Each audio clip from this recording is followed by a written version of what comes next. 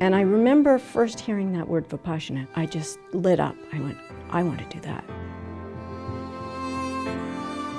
At that time, many people were traveling overland, like there was a bus going from London to Delhi. Yeah, dream bus, you know.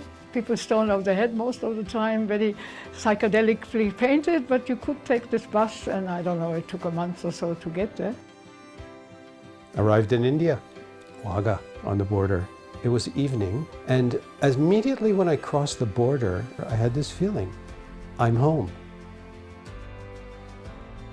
We just kept heading east, and somehow we kept finding ourselves in opportune junctions where it made sense to keep heading east. This was now getting too late in the year to go overland to India. So the next option was maybe a ship out of Kuwait City might take us to Bombay.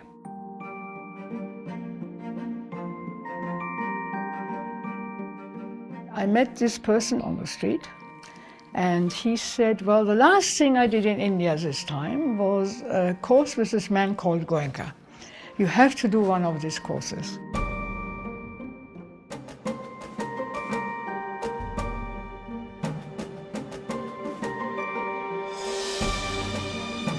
We can call them hippie students, but certainly these were people from all over the world, mostly the Western world, who were clearly looking for something. In America at that time was the time of the Vietnam War. So think of all of these young people, these young leftist, liberal, radical young kids who didn't want to have anything to do with the war. And one of the reasons I left the country, I went to Israel, and when I got to Israel, they wanted me to join their army. I said I wasn't going to join the American army, I'm certainly not going to join this army, and that's when I left. But there were thousands and thousands of these Western people on the road going to India, not really knowing what they were looking for. This was the days of the Beatles, the Rolling Stones. Clearly it was a magical mystery tour, and the fortuitous events of many different spiritual paths. People meeting their teachers, meeting their gurus. It was an amazing time in India.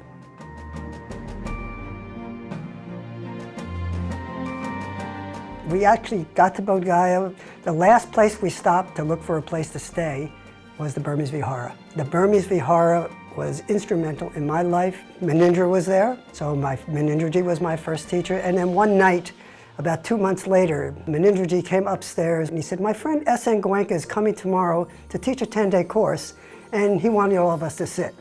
I said, great. The next day, Goenkaji walked in, and as soon as he walked in, everything changed. And he had come for one course to Bodh Gaya, and he stayed for, I remember 5, the book says 4.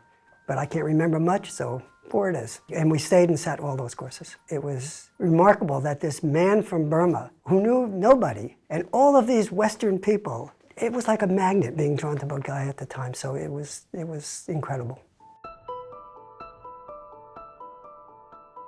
His first course in English was a few months earlier up in Dalhousie. There was a couple there from San Francisco who had been cooks in the old Haight-Ashbury district in the hippie days. They came to India and they were looking for something. So they wrote to 13, I think it was 13 different living Buddhist masters at the time. Sayagyi U Ba Khin was one of those masters. He wrote back to them saying that my teaching representative in India is S.N. Goenka. And at the same time, the story I always heard was he wrote to Goenkaji saying, you go up to Dalhousie and teach those people, which he did. He said he was so unsure of his English that he started the discourses in the evening. He said the first discourse, 20 minutes. I think second discourse, 20 minutes. He said by the time day 3 happened, 1 hour, no problem. So, you know, that was the beginning of his English career. The course was obviously very successful. All 13 of those people followed him to Delhi where he did the second course in English. And all of those people came to Bodh Gaya, which is when I met Goenkaji. And by the time I met him, the discourse is not so different than what they are now. His English and his mannerisms in English were so wonderful and so endearing that you just wanted to hear them over and over again. And we did. So eventually I made my way to Dalhousie, where I took my first course. And at that time there were 3 courses in a row held at the Grandview Hotel. And Goenkaji's assistant at that time was a man named Judla, who was taking the registration for all of us. And, you know, the Westerners would just sort of come in by train and trudge up to his house, and he'd write our names down. And he was very interested in our stories. And he said, well, have you done any meditation before? And I said, well, you know, not really. I read the Tibetan Book of the Dead or something, and I just really haven't done much. And he said, I think you'll really like this technique. I think you'll really practice this. And I thought, that sounds good, but I think I'll only do one course. He said, no, you do all three.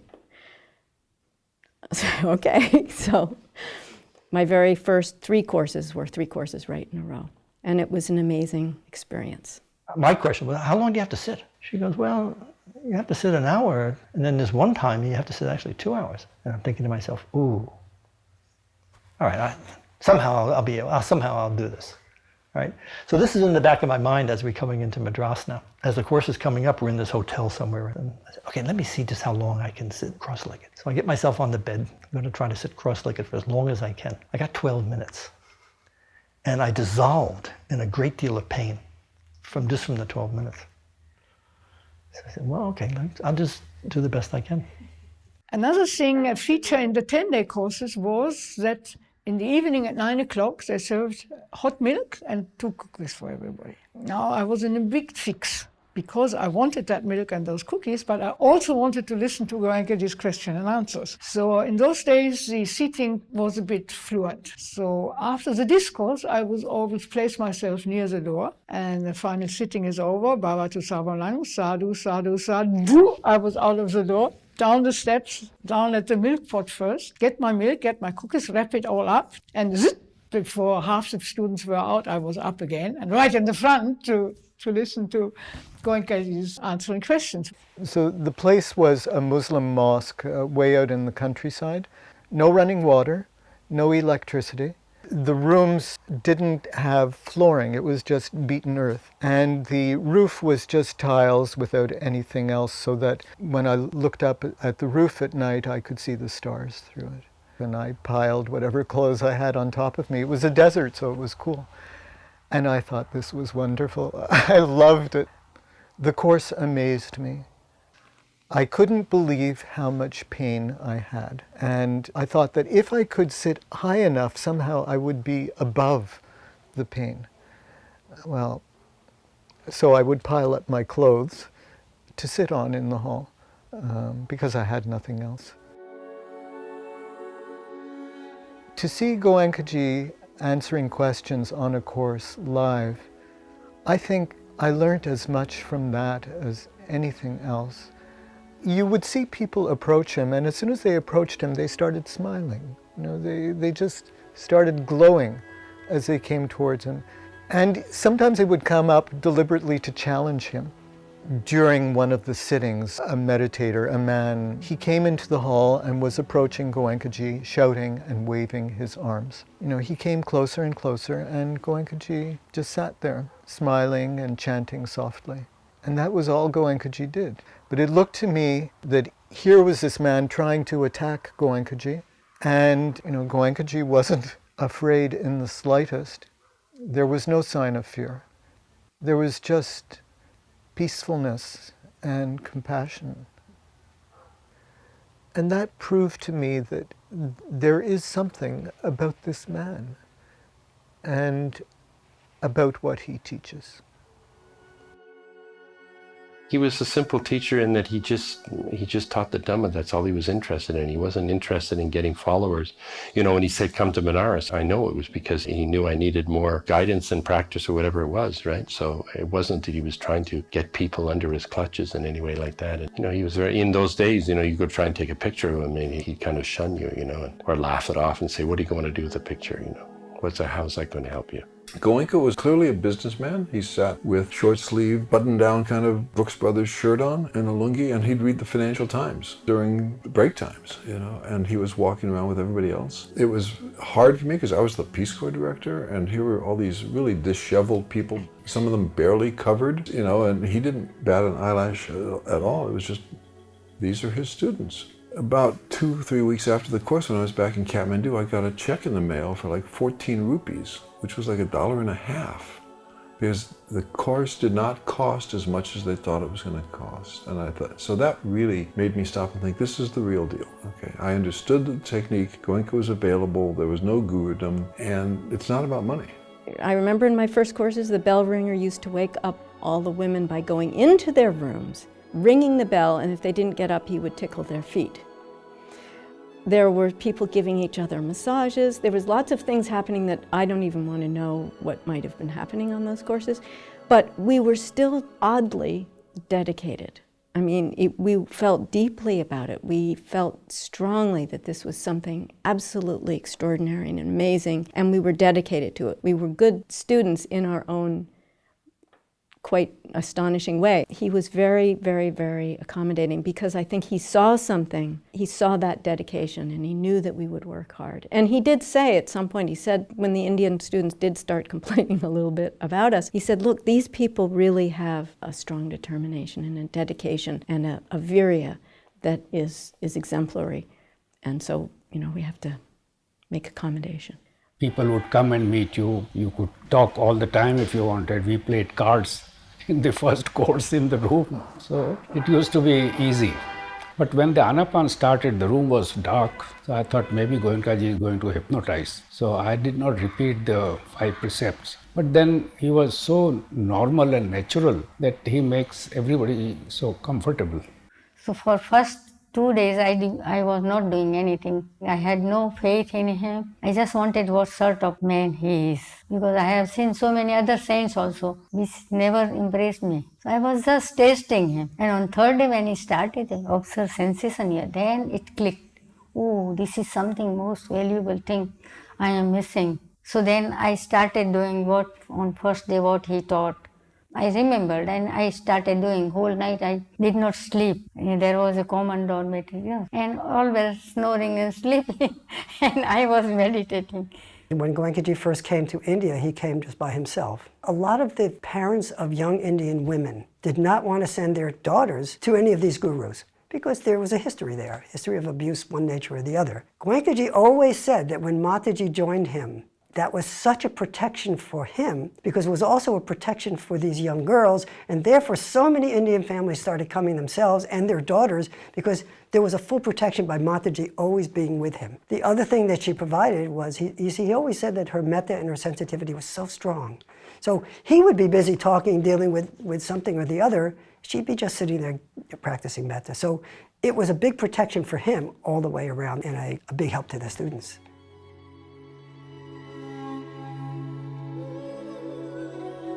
He sort of demonstrated that it's possible. You don't have to be a monk or you don't have to be a recluse of any type. But he continued to encourage people to maintain their jobs, maintain their religious convictions, if you will. He was the example of householding, non-sectarian approach. Of course, he came out of a Hindu tradition, but pretty much anybody could see that you can continue to be an ordinary person having a job and doing ordinary things and still experience a deep spirituality.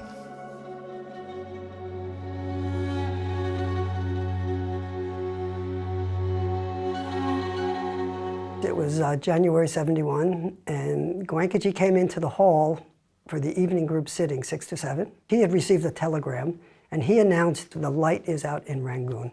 And that was pretty much it that day. But the next day, instead of the normal group sitting from 2:30 to 3:30, he had it, I believe it was maybe 1 to 2 instead. And throughout the entire sitting, Goenka ji talked. And it was very interesting to hear what he said, because he was saying things like, now they're putting the body in the fire, and the fire is consuming the body, and on like this throughout the whole thing. And at the end of the sitting, he said, the body is now fully consumed. And everybody's sitting there saying, well, how do you know that? And I asked him years later what actually had happened. And he said when they put the body in the fire, he felt his own body start burning. And it burned through the entire sitting. And at the end, he felt nothing but a cool breeze of metta. He knew that the body had been completely burned. And he also said that Sayagyi's metta for him became much stronger when Sayagyi was no longer bounded by the physical body. I mean, we all know the gratitude that Goenka ji had for his teacher. So even after Sayagyi's death, that connection that Goenka ji had with Sayagyi was so powerful. I mean, every course he taught credited Sayagyi for that course. In October 77, I made a trip to Burma. In those days, you could get a 1-week visa. U Ba Khin had died, but his assistant, Sayama, was there. I remember for checking, the way they would do it, Every evening they had a meditation hall, and at the back of the hall was a table where people would sit around and they would serve lemon water or other cold drinks. One time, Sayama translated, she said to me, you're always thinking. And of course, 100% right. So Sayama was in India at that time. Very impressive, and we understood her to be very highly developed, and it was a very strong metta. Yes, so it was a privilege to sit with Sayama.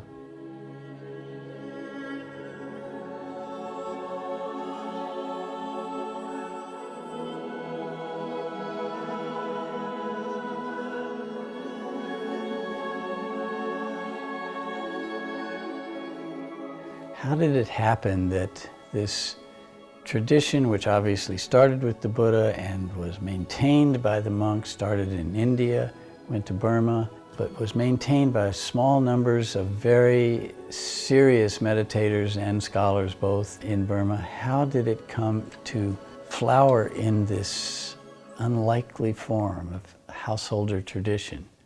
I mean, that's the story of the lineage of teachers. We know now what Ledi Sayadaw's role was. We know how he passed it on to Sayataji, who had a very important role in innovating and making it accessible to people who didn't have the kind of time monks have. We know that Uba Khen was the one who then took it and opened it up using his English knowledge and his knowledge of the teachings of the Buddha to householders in a way that would fit into their life and was able to attract more sophisticated, more educated people. What Goenka did in India and from India to the rest of the world is just, to me, the most unlikely story. And yet we know it happened because it's still happening today. We still have these centers just crowded with students who are coming to learn this technique and taking it home and practicing it as best they can. It wasn't just Goenka who saw the potential in householders. Don't forget, the Ledi Sayadaw, starting with him, he saw potential. The entire chain of teachers, the lineage that we've inherited, down to Goenka obviously, were focusing on householders. But the respect for the Sangha was there the entire time because everybody recognized, as I do today, that we wouldn't have what we have. We couldn't have inherited the Buddha's teaching had it not been for the Sangha, who kept maintaining both the scriptural understanding and the practical understanding down through how many generations? At least 100 generations. So how can you not have respect for the Sangha? Problem that arose in Burma was that they were afraid that the Sangha would be lost because the entire fabric of Buddhist culture had been broken during the time of the British colonial empire period. Responding to that threat is what led Ledi Sayadaw in particular to sort of turn his attention elsewhere and bring householders into the practice and into the scriptural study as well.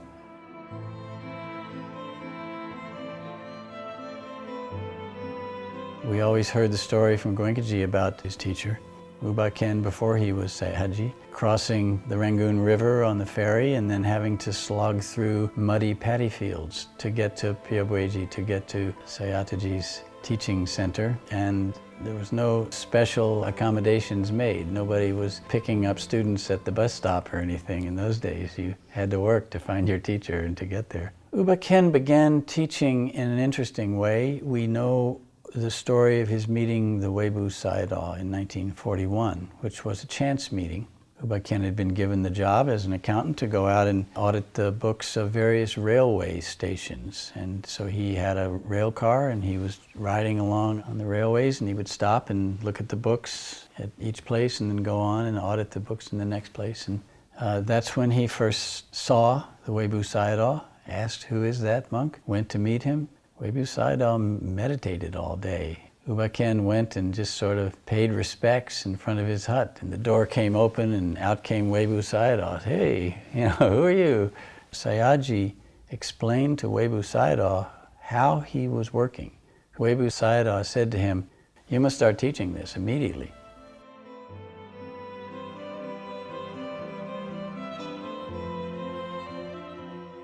Uba Khen had a family.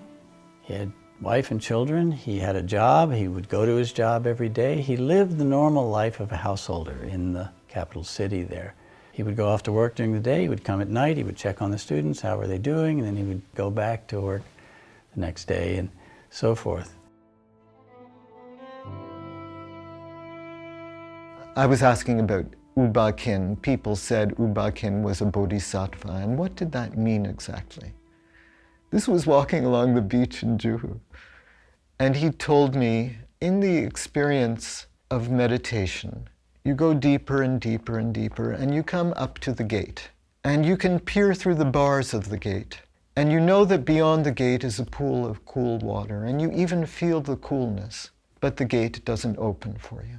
And this happens once, and then it happens repeatedly, and you don't go through that gate. Then you know, at some time you took a vow to wait for the experience of nirvana until such time as another Buddha arises, or sometime. You've taken a vow of some kind, that in this life you won't experience it, you will meditate as fully and as completely as possible, serve, and that's what you're doing in this life. So that was how he explained it to me. We were talking about U Ba Khin, but I'm very, very sure he was talking about his own experience. U Ba Khin, it seems clear in retrospect how he was training Goenka-ji, even though Goenka-ji says he didn't know that was going on. I think it was U Ba Khin's plan for a long time.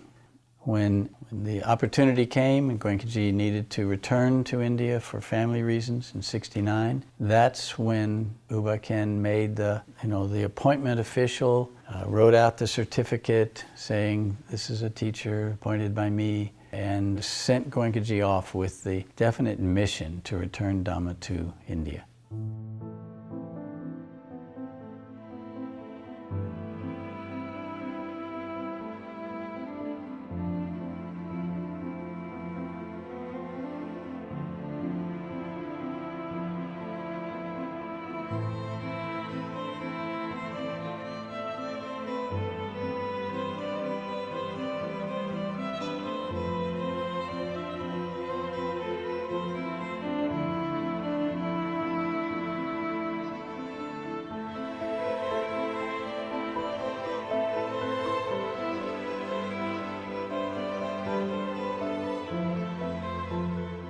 He would have loved to have gone, and the best he could do, given the circumstances, the political circumstances of the time, was to teach Goenka-ji as best he could and send Goenka-ji off to start teaching. It was also a way of giving Goenka-ji some confidence. This was, I think, a surprising idea for Goenka-ji. When U Ba Khin appointed him a teacher and sent him to go to India and return the Dhamma, I mean, that's a big, a big weight to put on someone's shoulders. And so by U Ba Khin saying, don't worry, you're not going, I'm going, it meant you have all my support, at least that.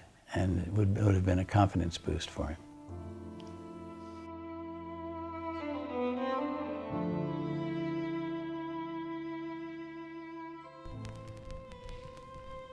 I was never aware that my teacher is training me for teachership, but much later I came to know that all the time he was grooming me for this job.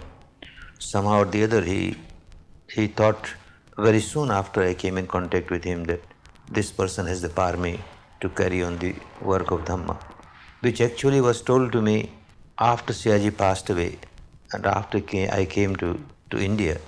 Some of the students there, my Dhamma brothers, they told that when I was for the first time entering the center and Siaji saw me coming, I don't know what he saw, and he said, here comes a person who is going to spread Dhamma. He is a man of very deep parami. So from the very beginning he had this in mind that he is to train me for some particular purpose, but he was a very wise person not to allow any ego to come in my mind. So he never told me anything. After my first course, when I tried to bring more people, I was not successful immediately. It took some time. But when Indians started coming, then he used me as a translator. So I was sitting near his feet all the time. And there the training started. Because while translating, I was understanding more about Dhamma. I was understanding what sort of questions people ask. And I was understanding how the teacher explains them. And like this it moved on. Siaji at one time decided that we must go out of the center. we must go out to Upper Burma. We arranged 2 camps, one in Mandalay, one in Myanmar. And there he was giving me more responsibility for checking people as the assistant teachers do now. And suddenly at the time of discourse, he tells me, Goenka, they are all Hindi-speaking people. Why I should give a discourse and you translate? You give discourse. But to give a talk in the presence of my teacher, that was very embarrassing. And to give a talk on Dhamma, still more embarrassing. He said, no, don't worry, carry on. And I am speaking and he understands Hindi to some extent. He keeps on directing me. Now we talk about Vishakha. And I change my subject and talk about Vishakha. Now we talk about Anathpindika. And I change my subject. So that was like a guide with me all the time, telling me what I should talk in my discourse, what I should talk in my discourse. Like this for 10 days I learned what important things should go to the students. Of course, later on, I made my own decisions, knowing the background of the Indian students, their culture, their understanding of Dharma, their philosophies. So what all things should come there in my talk so that they don't have any more questions or doubts about the teaching. So in the discourse itself, cover it. But the beginning was made by him.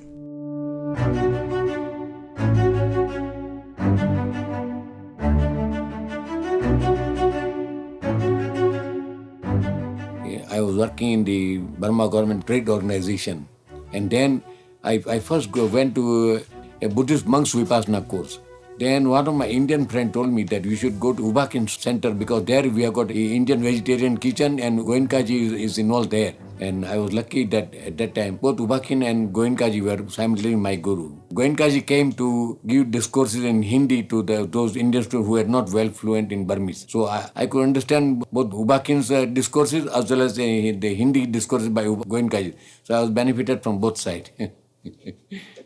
On the last day of our Vipassana course in June 1969, I got a good news or sad news that Goenka ji is very soon going to India.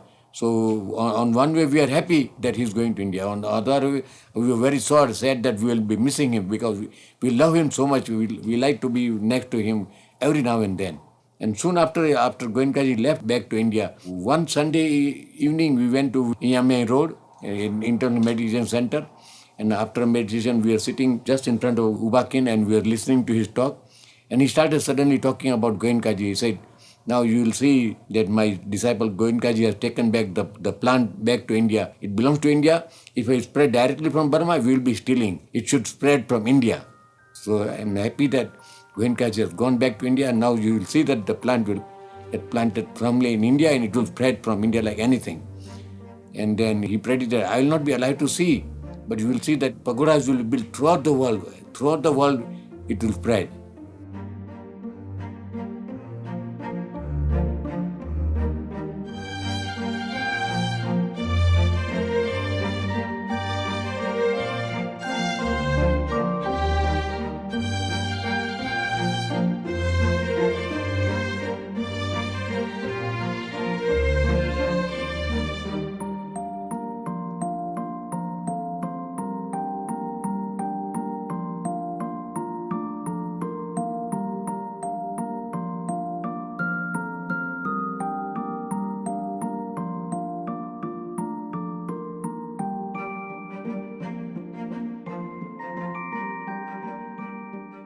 The first day, I started from the beginning. I had to go with him for typing and correspondence. So like this circular was made. He started that I am here teaching Vipassana course. Sayaji has given me permission to teach Vipassana. If you are interested, there will be a course in July. When he is traveling, I go with him. So everything, all this stationery, I took with me in the typewriter, portable. He used to train second class, not even first class, because Mataji was not there, just only him and me going to all over India.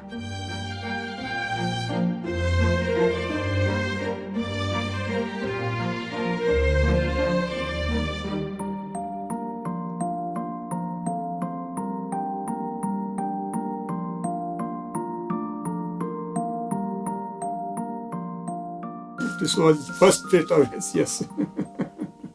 This was the first course and the place was Panchayati Wadi, July 3 to 30. First page started with surname Mr. Adukia.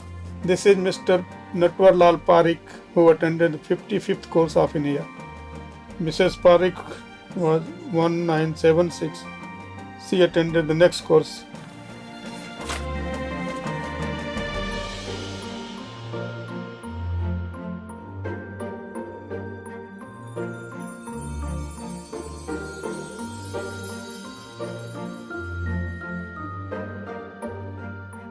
Goenkaji's role in bringing Dhamma out of Burma and to India was a very delicate one, because in fact Buddhism in India is in some quarters quite reviled.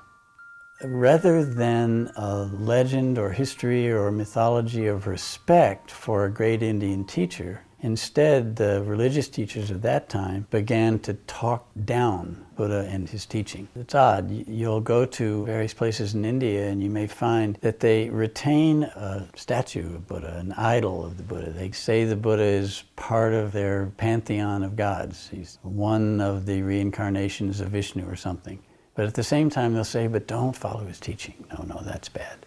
So now Goenkaji comes and he's starting to teach in India. He didn't call it Buddhism, as we know. He used the word Dhamma. Dhamma or Dharma is a very respected word in Indian language. By getting people to meditate, began to show them that what the Buddha was teaching was not something to be reviled at all. But he had to do this little by little. It was hard to convince Indians of this. And in time, they came to see it.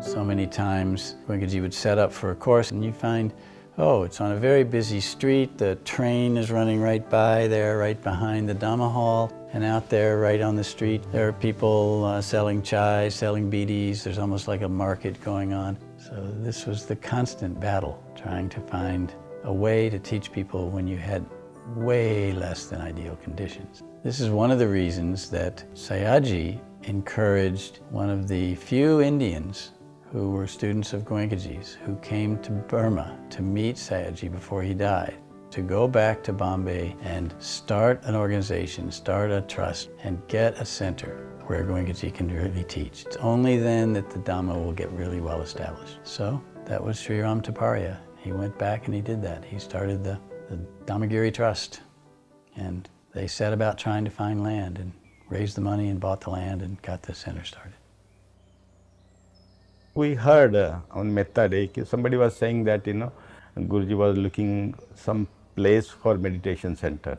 So myself and Bhojaraji went to Guruji and requested Guruji, while you are going to Bombay, we have few places in mine, in Igatpuri. Few mango trees were there, all just like a barren land.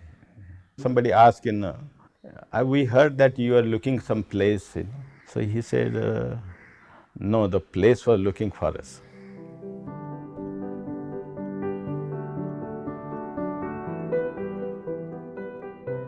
After some years, we came to know that while Guruji was traveling in the train, passing through Igatpuri, many times he was, coming out train looking at these waterfalls, the beautiful mountains and the greenery. And after some time he told that he was thinking that, suppose if we had a place like, Igatpuri for our center, how wonderful it would be.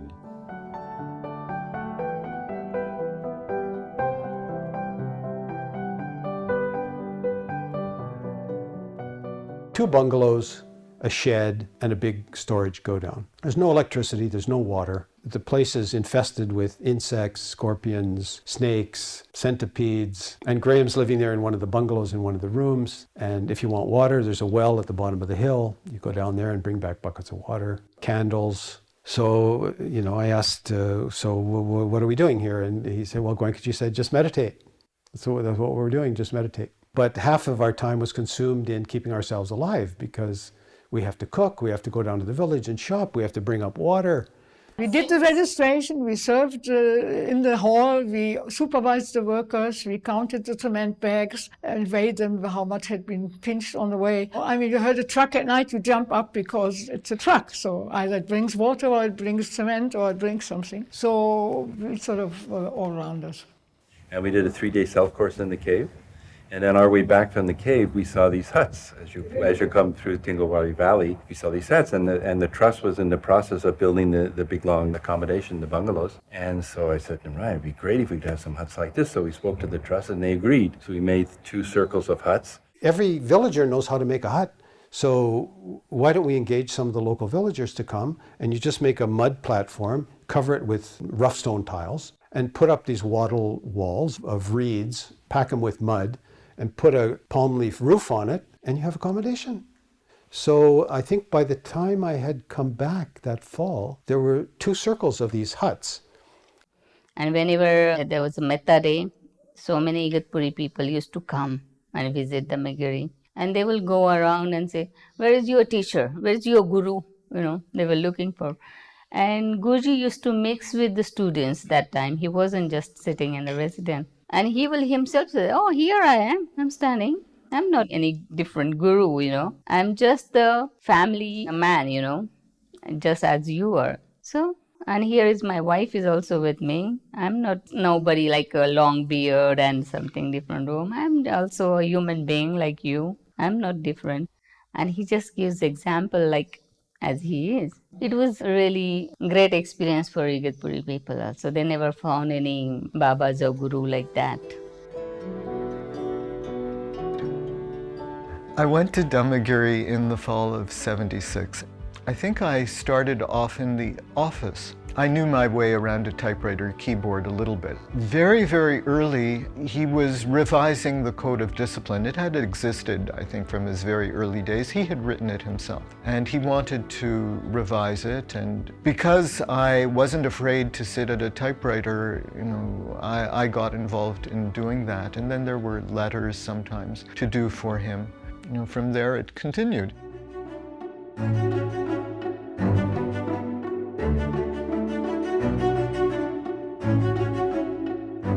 Yeah, so then Goenka gave, when he was here, he said, okay, you have this pit duck, and then when I come back, I think in May, we have a little ceremony and we put this foundation stone. We all gathered around that hole. Then Mr. Bodrat from Igatpuri, who had found this site, he had brought a coconut and flowers, and he wanted some really nice ceremony, so Goenka actually they did break the coconut, but he wasn't too happy with it because he really wanted to have the pure teaching and not have any standard ceremony involved with that, because then somebody might take offense or somebody might say this is important. Then every center we have to start off with all these blessings and ceremonies and coconuts and stuff like that. As he said, leave every rite and ritual behind. Not to condemn it, but here we don't do that. And I think that was the main reason.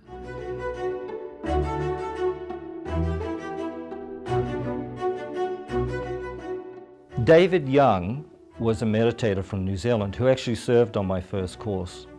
And he was charged with starting to build the initial pagoda, which was much smaller than what you see at Dhammagiri now. And so there was a group of Westerners that would work with him, and he was a carpenter, quite a skilled carpenter, and we would all get out there in the relentless sun and work in pretty atrocious conditions. And it was really hot, heavy work, and all the scaffolding was made out of bamboo and string. But we were young and we loved it. We were having a great time, and it was the Dhamma, and Goenka was coming. Those early days at Dhammagiri were really very memorable and very, very special.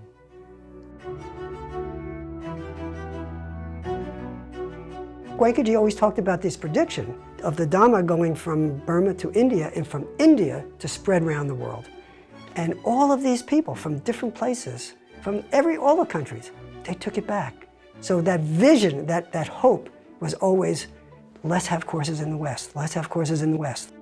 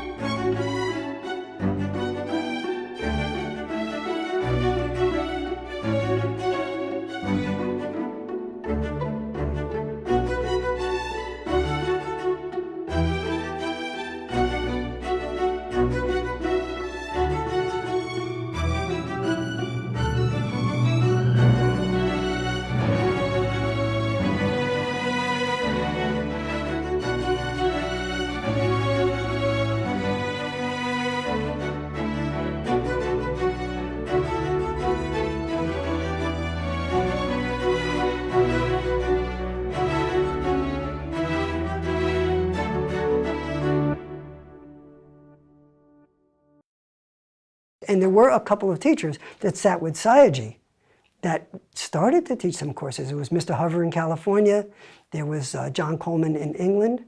And Ruth Dennison. I think just those three did conduct in the West, and they conducted because Goenka said to his students, you're going back to America, you go to Robert Hover and invite him to conduct a course, organize a course for him. Same thing for John Coleman, and I believe the same thing for Ruth Dennison. So we felt it as our task to bring it to other countries and to our own countries. From mid-69 through 70, there were no Westerners. And then after that, the word really started to spread. And I went to Goenka and I asked him, I had an idea that I'm seeing these Westerners and they don't know each other. When they go back to their country, they could contact each other and they could sit together. Could I note their names by country and their addresses and then maybe contact them?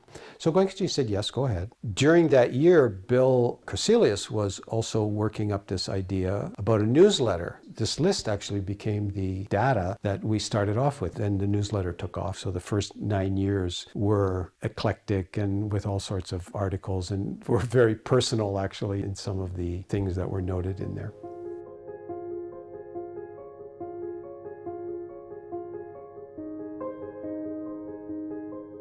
Oak Tree House was a Vipassana community that was got together by some meditators who came back from India. And it was an idyllic, thatched 16th century house. There was 6 acres of landscape garden, and we had an acre of vegetables. And I think anywhere between 15 and 30 people used to live there. So that was the base of Vipassana in the UK in those days. And somebody offered if I wanted to manage a course for John Coleman. I have no idea how many courses we held for John, but it was probably 5 or 6 courses, maybe more.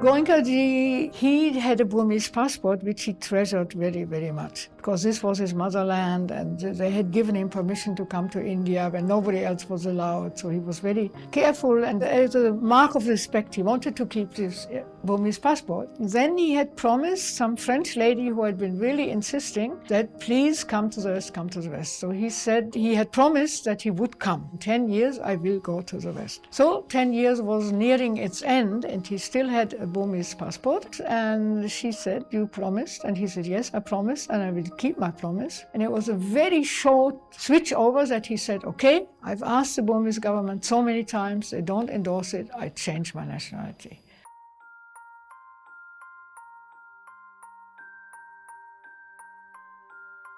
I went with Goenka ji. When Goenka ji first went abroad, 2 in France, then we went to Canada, and then after coming back, 2 in England. So total 5. The invitation had come from one yoga organization. Tara was part of that, and Tara had done only 1 course, and she invited. And Goenka ji said, this is an opportunity and somebody is asking, we should go. All the meditators were there, except in France, we had a little bit difficulty with the French people. Even somebody will kiss Mataji and that, very interesting, the culture difference. Okay. When we went there, they had arranged the rooms for us, but couple in 1 room. They have arranged everything before we went.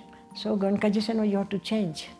And the people walked in and suddenly were confronted with the discipline that was expected of them, silence and segregation of men and women. And it was wild, I have to say. I was sort of desperately trying to keep things in line. My job was to ring the gong, and people resented that. I would leave it on a nail outside the meditation hall. One day somebody moved it so that the nail was high up out of my reach. So I went to the kitchen and got the top of a pot and a spoon and went out round with that. Every day I would see things that were shocking for me, you know, somebody giving another person a massage in the meditation hall. One evening there was a couple out on the lawn doing ballet at 10 p.m. or something like that. And so I would keep going to Goenka and saying, Goenka, this is happening. Goenka, they're doing this. Goenka. He just smiled and looked off as he would usually do. You know, this was his attitude, just accept. You know, this is the situation and be equanimous with it. We can't change it. And I think the one in Switzerland was canceled and we heard about it. So we immediately phoned and said, come to Montreal, we'll pay the ticket, we'll find a place. So he agreed to come to Montreal. So we organized a course in Montreal. That was the first course in North America, and people came from all over. All the old students came from California, Florida, different places, you know.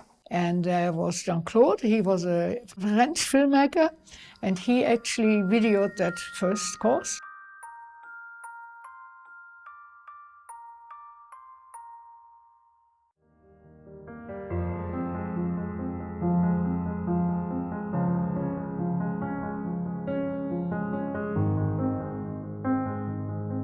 There was a pilgrimage by train to Bodh Gaya and some of the other places associated with the Buddha. And as we were on the train coming to Bodh Gaya, Goenka called me into his compartment and he said, Bill, I'd like you to be an assistant teacher. And my response was, oh, certainly, Guruji. I've often regretted those words. And then, once the course was fixed, then Goenka announced that I had been appointed an assistant teacher and would be conducting a course. I don't remember the announcement, I just know I came out of my room one day and suddenly everybody knew. And everybody was relating to me differently, and it felt really hard. I felt really exposed. I felt people immediately looked at me, thought of me in a different way, and had expectations of my meeting a certain standard that, you know, I still inside felt quite a beginner. At the end of that pilgrimage, after going to all the places, Bill Hart was left with the job of conducting the first assistant teacher-led course in Bodh Gaya. And I remember seeing that Bill had almost nothing to conduct that course with. And it just impressed me about how difficult that would be to represent my teacher and try to conduct a course like he did. So on the way back to Bombay, I talked to Goenka several times and asked him, what about letting me record these courses next summer when you come to the States? And at first he said, no, let's don't do that. That'll disturb everybody. And the students will get all a bad result as of it. And I kept saying, well, no, I'll be like a little mouse and I'll set the camera really low and it won't distract anybody. And he finally said yes. So I arranged all the equipment, went to the camp area in Northern California, and we recorded that course, both in audio and video. And that was the beginning. And after that, I went back to India every winter and carried equipment, recorded there all winter, followed him around all summer when he was in the States and recorded in English and so forth, and began the process of preparing tapes so that the assistant teachers could conduct the courses just as he did. This was the very first course conducted by an assistant teacher, the very first 10-day course. And Goenka had said that giving a course is like taking an adhitthana. It's making a strong determination. I will do this and I will carry through to the end. So, you know, when a teacher undertakes a course, he or she is making that strong determination. And Goenka said to us, if everybody leaves, doesn't matter, you continue. If you do a self-course and continue to the end. So we started off and, you know, the first evening played Anapana, and then day one, it was all new and it was all an adventure. Anyway, the first day passed pretty much like the first day of any course, and in the evening, I turned on the discourse and felt, okay, now I can relax. This is what I always feel when the discourse plays, okay, now they have Goenka. And then after the discourse, there was a break and they came back in the hall and it was time for the final sitting. And now I pressed the play button to continue, and there was just a hissing sound, nothing else, silence. There was nothing on the tape. And Goenka had said, any time that the tapes fail, you have to step in just like that. You must be ready to do it. So here it was, day one, and I had to be ready to give the instruction. And so the first thing I was asking myself was, okay, what is the instruction? But anyway, I recalled it, and I gave the instruction. So 9 o'clock came, and so I did it. You know, I chanted Bhavatu Sabba Mangalam as best I could. But what was so amazing was that as soon as I started doing it, it was a wave of, you know, the whole description, you know, just vibration, vibration, vibration. That made me feel that I wasn't there alone. This is something important for assistant teachers to feel.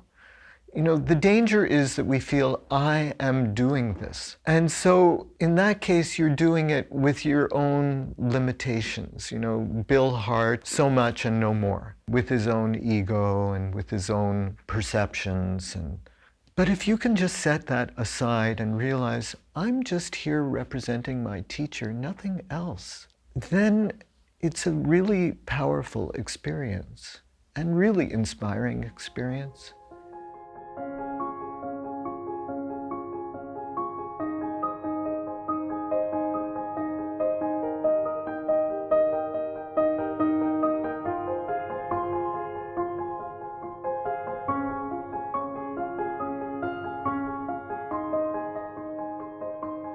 Goenka called us in and said, I'd like you to serve as ATs. And both of us said, look, we're just not, you know, with all respect, we're not, you know, because we're looking at Goenka, who's a Dhamma teacher, he's a real Dhamma teacher. Who are we? You know, we're just, gosh, you know, we manage courses. And he said, well, how can you repay your debt to your teacher? So you can't argue with Goenka. So we said, all right.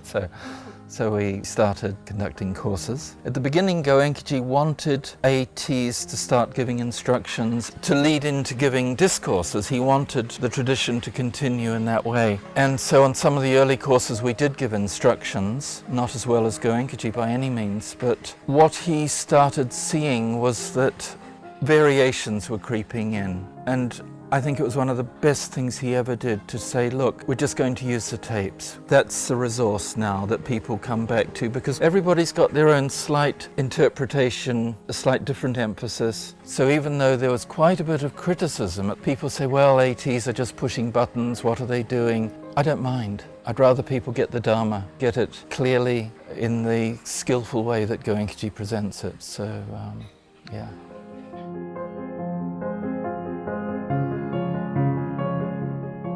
He'd go to North America, Canada, California, and 1 year Chicago. And there was a course that we managed and put together in Cape Cod, Massachusetts, Sandwich, Massachusetts. And we really went under that year, you know, because he wanted to make it a Dana course, and we're going, ooh, okay. And people didn't get the idea of Dana at that stage. So we were a little short of money. And he said, you know, it's time. It's time to look for a center. He said, I have time, let's do something. Let's go look for a center. We drove around to a lot of places. Some of them he wouldn't get out of the car. And we just kept showing him places. So finally we showed him this place. I had my daughter in the car, who was 3 years old at the time. So we pulled up to this place and she jumped out first. She said, oh, let's buy this place. It has a swimming pool, which is what we filled in there. So Goenka started walking around, and we walked up to where the pagoda is, and he said, oh, this is a good place for a pagoda. He said, this is a really good place, so let's try to put an offer in on it. We put an offer in, and we bought it. So this was the first center outside of India that there were courses on. This is June, and by August we had a center. That's how quickly it happened. And that's when Damodar started.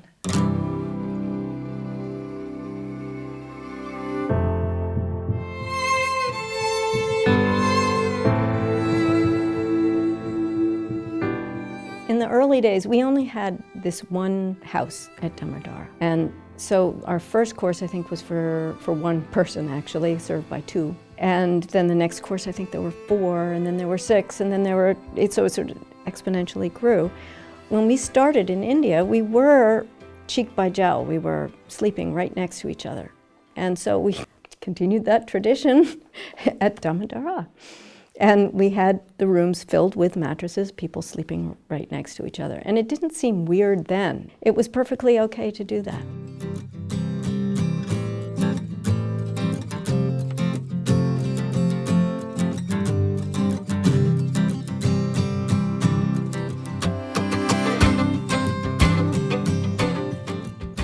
It was a very cold, bitter mountain winter.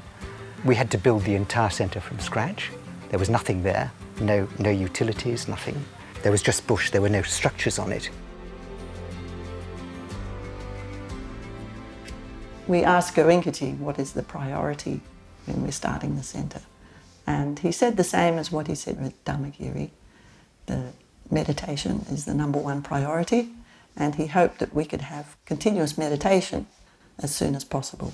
Because there was no management guide, nothing to tell us what should be done and what shouldn't be done. It's difficult to create that kind of pure environment in a new place where it was just bare land.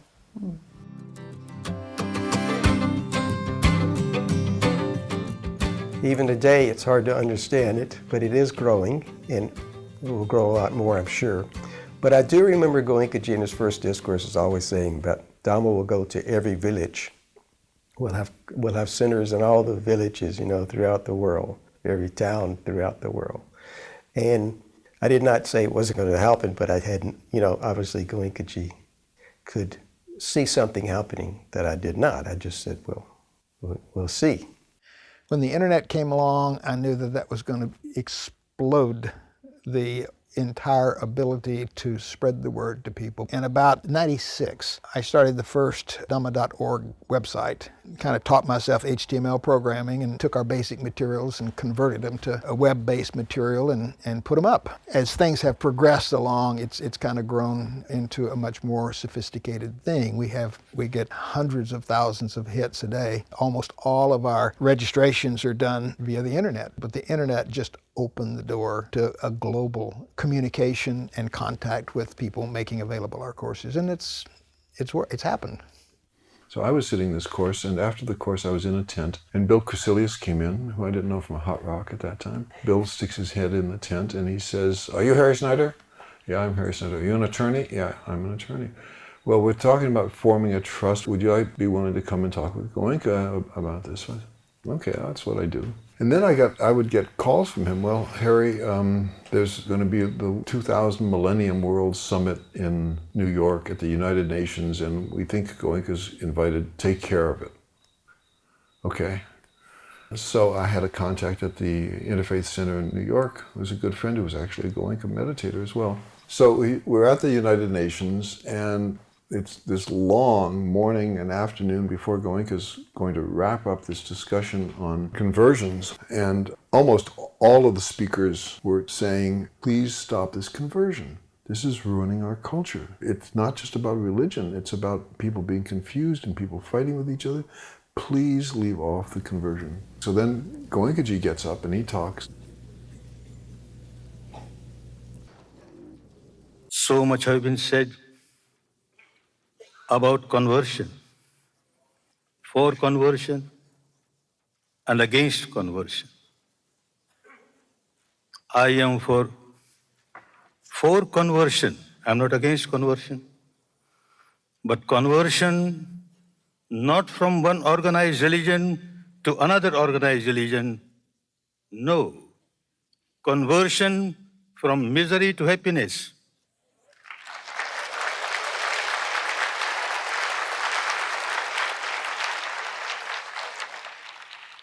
When I generate peace in my mind, the entire atmosphere around me gets permeated with the vibration of peace. Anybody who comes in contact with me starts enjoying peace. This is the real conversion which is necessary, nothing else. It was really a miraculous moment. Before that, I'd asked Goenka, what are you going to talk about? He said, oh, I've worked something out.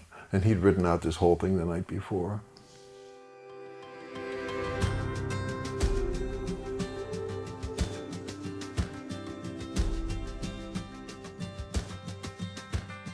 To say that Vipassana has become the basis of the life is an understatement. It has to become the whole life. And Goenka has provided us with that example. Now, here's a man who went from quite angry businessman to somebody who changed the arc of hundreds of thousands, maybe millions of lives, because he's given something so simple, so tangible that people can do for themselves. He was a great man. So I'm fortunate, I feel really happy to have met him, knowing that it's still a really long path.